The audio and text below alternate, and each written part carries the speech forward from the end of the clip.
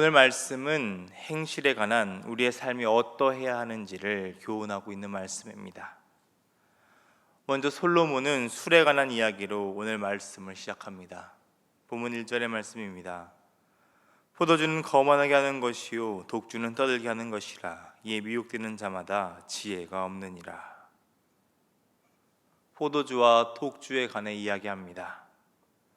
독주는 독한 술을 의미하기도 하지만 그만큼 술에 취해 술을 탐닉하는 것을 뜻하기도 합니다. 바로 다음에 언급되는 미혹되는 말처럼 술에 취해서 우리가 걸어가야 될 길을 온전하게 걸어가지 못하고 타락한 모습을 그리고 있습니다. 그리고 성경은 이렇게 술로 타락한 모습을 거만하다라고 이야기합니다. 거만하다는 것은 다른 사람을 비웃고 조롱하는 모습입니다. 1절의 말씀을 다시 표현해 보자면 술에 취해 다른 사람에게 함부로 대하며 소란스럽게 하는 것은 결코 지혜롭지 못하다는 행동이라는 이야기입니다. 성경은 여러 곳에서 술 취하지 말라고 이야기합니다. 그 이유는 술은 이렇게 우리로 하여금 지혜의 길로부터 멀어지게 하기 때문입니다. 그렇게 비틀거리다가 그 결국은 사망을 향해 나아가게 됩니다. 그 다음은 왕에 관한 잠언의 말씀입니다. 본문 2절의 말씀을 보겠습니다. 왕의 진노는 사자의 부르짖음 같으니 그를 노하게 하는 것은 자기의 생명을 해하는 것이니라. 왕을 진노케 하는 사람이 되지 말라고 이야기합니다. 왕이 화를 내는 것을 마치 사자가 노하여 생명을 해하는 것 같다라고 이야기하죠. 그만큼 위험한 행동이라는 것입니다. 그렇다면 무엇이 왕을 이렇게 노하게 하는 것일까요? 8절의 말씀을 함께 보겠습니다. 심판 자리에 앉은 왕은 그의 눈으로 모든 악을 흩어지게 하느니라. 왕을 노하게 한다는 것, 그것은 악이라는 것입니다. 왕은 재판을 통해 악을 심판합니다. 흩어지게 한다는 것은 키질을 생각하시면 더 잘 이해가 되실 것입니다. 고물을 키질해서 흩어날리듯 악을 골라서 제거한다는 뜻입니다. 왕은 의로운 재판을 통해 악에 대해 분명하고 확실한 심판을 내립니다.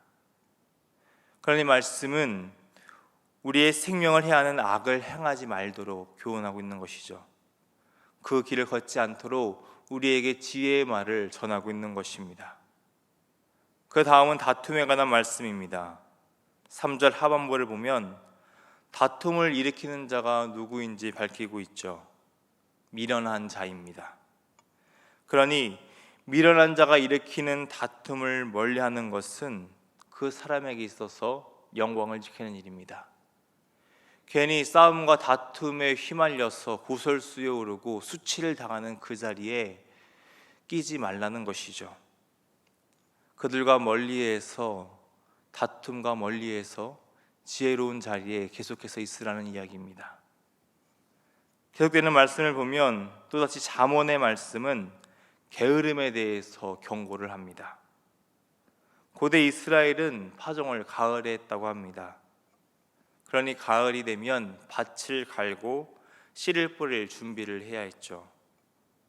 그러나 4절의 앞부분을 보면 게으른 자가 밭을 갈지 아니한다고 이야기합니다. 13절을 보면 이러한 자를 잠자기 좋아하는 자로 표현합니다. 일을 해야 할 그 시간에 잠자기를 좋아하며 눈을 감고 있던 이 게으른 사람, 추수할 봄이 되었을 때 아무것도 거두지 못합니다. 그리고 이런 게으름에 대해 말씀은 그 무엇도 얻을 수 없고 그저 배고픔 가운데 곤란한 상황을 맞이할 것이라고 이야기하죠. 그러면서 우리에게 눈을 뜨며 일함으로써 얻을 양식의 가치에 대해서 우리의 손으로 수고한 것으로 먹으라고 교훈하고 있습니다. 이어서 말씀은 사람의 모략과 명철한 사람에 대해서 교훈합니다. 5절의 말씀을 보겠습니다. 사람의 마음에 있는 모략은 깊은 물 같으니라. 그럴지라도 명철한 사람은 그것을 길어내느니라. 5절 말씀의 앞부분을 보면 우리 속담이 하나 생각납니다. 10길 물속은 알아도 한 길 사람의 속은 모른다 라는 속담이죠. 그만큼 사람의 마음은 측량하기 어렵다는 것입니다. 오늘 말씀에 깊다에 사용된 원어의 느낌도 이와 같습니다. 사람의 시선이 닿지 않는 수월과 같이 깊은 곳을 뜻할 때 사용하는 단어입니다. 그만큼 사람의 마음은 알기 어렵다는 거죠. 하지만 그럼에도 불구하고 명철한 사람은 그것을 길어낸다고 말합니다. 지혜자는 하나님의 지혜로 능숙하게 훈련된 이 명철한 사람은 사람의 내면의 깊은 기에까지도 파악할 수 있다고 이야기합니다. 그만큼 우리가 지혜로서 훈련되고 명철한 사람이 되어야 한다는 것이죠. 우리가 추구해야 할 것은 세상의 그 다른 무엇도 아닌 하나님의 지혜와 명철임을 분명하게 교훈하고 있는 것입니다. 계속해서 지혜자는 우리의 인간의 행실에 대해서 교훈을 하고 있습니다. 6절의 말씀을 보면 많은 사람이 각기 자기의 인자함을 자랑한다고 이야기합니다. 여기서 말하는 인자함은 자신이 속한 그 공동체에 대한 책임의식을 의미합니다. 다 자기 공동체에서 나는 충성되고 책임감 있다고 이야기합니다. 그러나 실제로 그렇게 충성된 자는 만나기 어렵다고 이야기하죠. 9절의 말씀도 이와 같습니다. 스스로 마음을 정하게 하였다 하고 내 죄를 깨끗하게 하였다 이야기하지만 그 누구도 그런 자는 없다고 말씀합니다. 말로는 누구나 있는 척 할 수 있습니다. 그러나 그들을 제대로 확인할 수 있는 것은 행동이죠.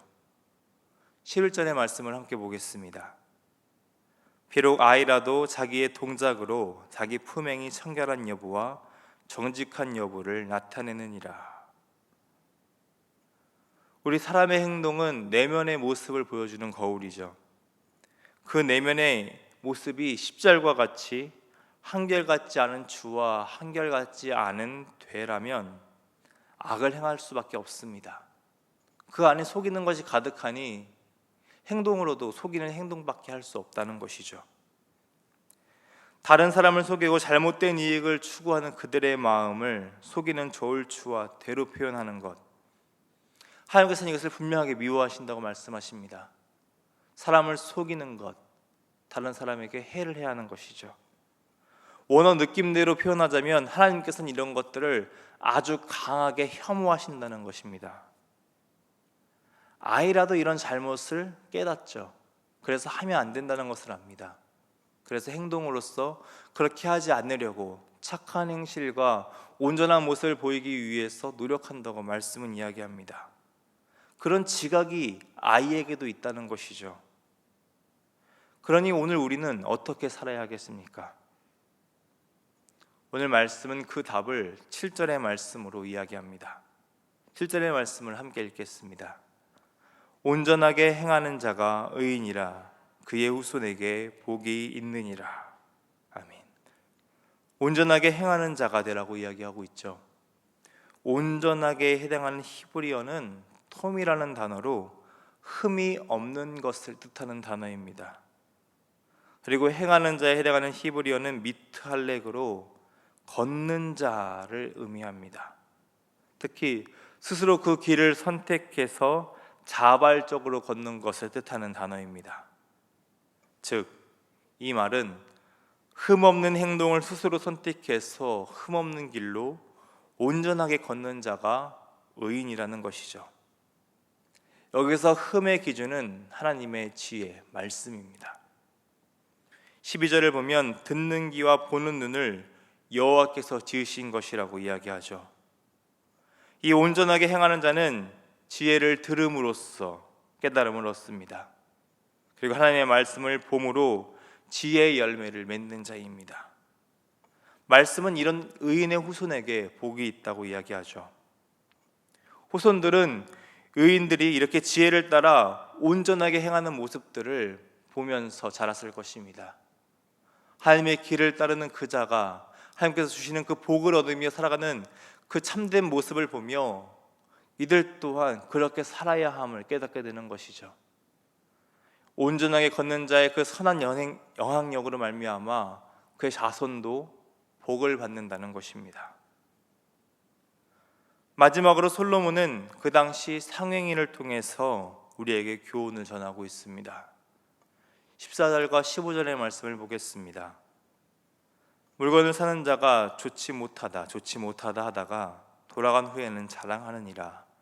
세상에 금도 있고 진주도 많거니와 지혜로운 입술이 더욱 귀한 보배니라. 한 사람이 좋은 물건을 발견했습니다. 그런데 이 물건을 제값 주고 다 사기에는 좀 싫은 모양입니다. 그래서 판매자에게 사고 싶은 물건의 흠을 이야기하는 것이죠. 좋지 못하다. 그렇게 해서 제값보다 싸게 물건을 구입합니다.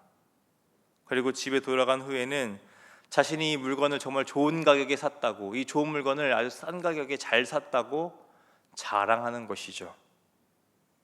세상에 좋은 물건, 금과 진주를 사기 위해서도 이렇게 지략을 발휘합니다. 하물며 더 값진 그리고 더 귀한 보배인 지혜를 담은 입술을 구하기 위해서는 어떻게 해야겠습니까? 예수님께서는 천국에 대한 비유를 말씀하시며 밭의 감추인 보화를 이야기하셨습니다. 그 사람도 역시 밭의 감추인 보화를 구하기 위해서 자신이 가지고 있는 모든 재산을 다 내어서 그 밭을 삽니다. 하나님의 지혜를 구하는 일에 우리 또한 온 힘을 다하는 일을 살아야 된다는 것을 오늘 솔로몬은 이 지혜의 말씀으로 교훈하고 있습니다.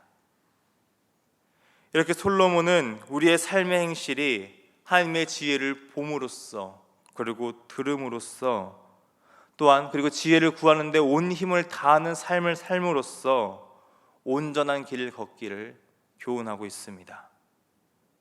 그러면서 우리가 하지 말아야 할 삶, 떠나야 할 삶에 대해서도 분명하게 이야기하고 있죠. 악을 행하는 것, 다투는 것, 게으르며 사람을 속이는 것에 대해서 분명하게 멀어져야 함을 이야기하고 있습니다. 그것은 우리를 지으신 창조주 하나님의 뜻이 아니라는 것이죠. 오늘 우리를 지으신 창조주 하나님의 뜻대로 하나님의 길을 바르게 걷는 사람들이 되시기를 바랍니다. 오늘 하루 우리에게 주신 하나님의 지혜를 보고 들음으로 또한 우리의 마음과 행동을 하나님께서 원하시는 그 분별된 삶의 길로 맞추어감으로써 하나님께서 원하시는 그 삶, 명철의 삶을 사시기를 주님의 이름으로 축원합니다. 기도하겠습니다. 우리의 창조주 되시는 하나님 아버지, 우리의 귀와 눈이 우리를 지으신 하나님의 뜻대로 살기를 소망합니다. 하나님의 지혜를 듣고 봄으로 온전한 하나님의 사람으로 설 수 있도록 우리의 생각과 마음을 지켜주옵소서. 우리의 삶의 자리에 찾아오는 다툼과 게으름, 거짓들을 분별하여서 삶의 작은 틈도 내어주지 않게 하시며 하나님 보시기에 바른 삶을 살아가도록 온 힘을 다하게 하여 주옵소서. 이번 한 주도 그렇게 하나님과 동행하며 의의 길을 걷기를 소망합니다. 이 새벽 기도로 나아갈 때에 흔들리지 않는 마음을 허락하시고 더욱 주님의 손 꼭 붙잡는 우리 모두가 되게 하여 주옵소서. 사랑이 많으신 우리 주님 예수님의 이름으로 기도드립니다. 아멘.